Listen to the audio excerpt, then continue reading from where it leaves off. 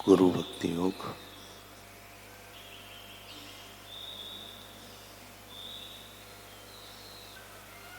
साक्षात प्रेम एवं आनंद स्वरूप अपने गुरु की सेवा करने का सौभाग्य प्राप्त हो जाए तो सेवा में असीम आनंद एवं परम सुख मिलेगा।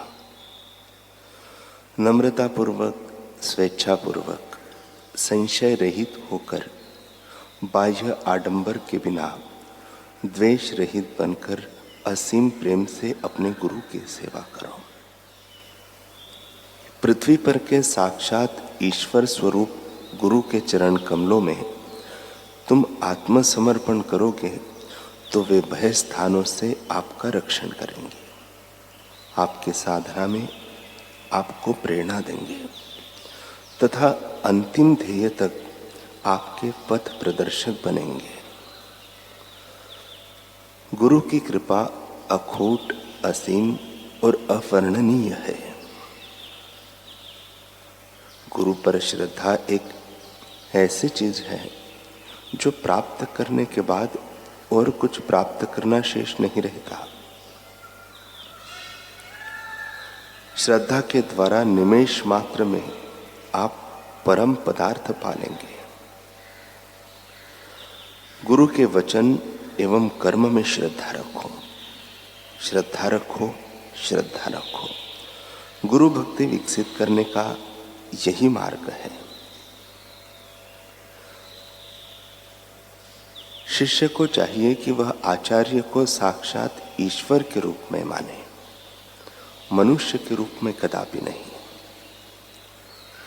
शिष्य को आचार्य के दोष नहीं देखने चाहिए क्योंकि वे तमाम देवों के प्रतिनिधि है। वेद, प्रत्यक्ष ज्ञान, गुरु वचन और अनुमान, ये चार ज्ञान के प्रमाण हैं। जो तन, मन और धन को गुरु के चरणों में अर्पण कर देता है वह गुरु भक्ति का विकास कर लेता है। गुरु इस पृथ्वी पर साक्षात ईश्वर स्वरूप ही है।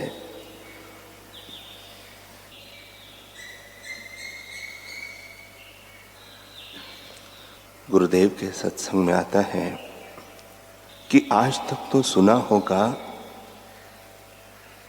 कि एक पिता और एक माता है, लेकिन एकनाथी भागवत ने तो बड़ा सूक्ष्म रहस्य खोलकर रख दिया है। 5 पिता होते हैं। मां के गर्भ में गर्भाधान किया, वह जन्मदाता पिता कहलाता है। दूसरा पिता वह होता है जिसने जन्म के बाद उपनयन संस्कार किया, मानवता की विधि कर दी। खिलाने पिलाने पोसने का काम जिसने किया वह तीसरा पिता, तथा जो भय और बंधन से छुड़ाने की दीक्षा शिक्षा देते हैं वे चतुर्थ पिता माने जाते हैं। जो सत है, वे चित है, आनंद है, वही तू है। तुझे बंधन पहले था नहीं, अभी है नहीं, बाद में हो सकता नहीं। यह रज वीर्य से पैदा होने वाला शरीर तू नहीं है। खा पी कर पुष्ट होने वाली देह तू नहीं है। संस्कारों को समझने वाला मन तू नहीं है। निश्चय करने वाली बुद्धि तू नहीं है। तू है अपना आप, हर परिस्थिति का बाप। यह अनुभव कराने वाले, जन्म मरण के भय से छुड़ाने वाले पंचम पिता सद्गुरु होते हैं। माता पिता, बंधु, सखा, दीक्षा गुरु, शिक्षा गुरु, सबका दायित्व उनके द्वारा संपन्न हो जाता है।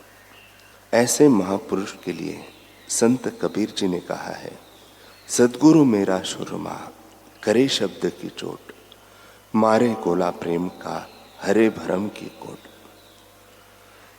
जो पहले जन्मदाता माँ बाप है वे तो मोह से पालन पोषण करेंगे, लेकिन जो सच्चे बादशाह सद्गुरु होते हैं वे प्रेम से पालन पोषण करते हैं। मोह में मांग रहती है, प्रेम में कोई मांग नहीं। प्रेम अपने आप में पूर्ण है।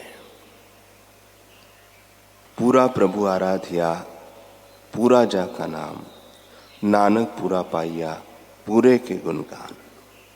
एक प्रेम ही पूर्ण है।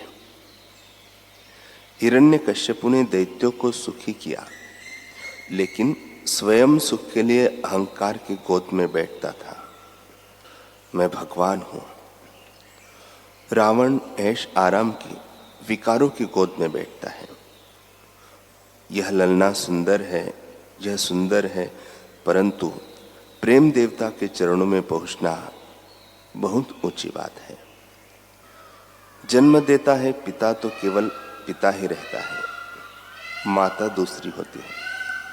लेकिन यह सच्चा बादशाह है जो माता की नाई वात्सल्य भी देता है और पिता की नाई हमारे सद्ज्ञान का, सद्विचारों का पालन भी करता है। ब्रह्मज्ञानी गुरु तो माता, पिता, बंधु, सखा, अरे ब्रह्म होता है। उस ब्रह्म परमात्मा की गति मति कोई देवी देवता, यक्ष, राक्षस, गंधर्व, किन्नर, दुनिया के सारे बुद्धिमान मिलकर भी नहीं जान सकते। जीव जब तक जीवित है तब तक भोग का आकर्षण रहता है। स्वर्ग का, ब्रह्मलोक का सुख जीव भोगता है, ईश्वर नहीं। जीने की, पीने की वासना रही तब तक जीव है, लेकिन जब पंचम पिता मिलता है तो जीवन और मृत्यु जिससे होती है उस वासना पर वह ज्ञान की कुल्हाड़ी या कैंची चला देता है। ज्ञान अग्नि दग्ध कर्माणि, ज्ञान से कर्म बंधन कट जाते हैं, वासना कट जाती है। वह पंचम पिता शिष्य को वास्तविक कर्तव्य बताता है। नहीं तो ना समझ लोग बोलते हैं मैं वकील हूँ, वकालत करना मेरा कर्तव्य है। मैं महंत हूँ, आश्रम चलाना मेरा कर्तव्य है। मैं माई हूँ, मैं भाई हूँ, यह मेरा कर्तव्य है। नहीं नहीं बेटा, जिसके साथ जो संबंध है उसके अनुरूप उसका भला कर लिया, अपने लिए उससे कुछ न चाहा और अपने आप में पूर्णता है, उनमें विश्राम पाया, यह तुम्हारा कर्तव्य है। देखा अपने आप को, मेरा दिल दीवाना हो गया, न छेड़ो मुझे यारो, मैं खुद पे मस्ताना हो गया। अतः शिष्य के लिए सद्गुरु ही सच्चे माता पिता है जो उसे निज स्वरूप में जगा देते हैं।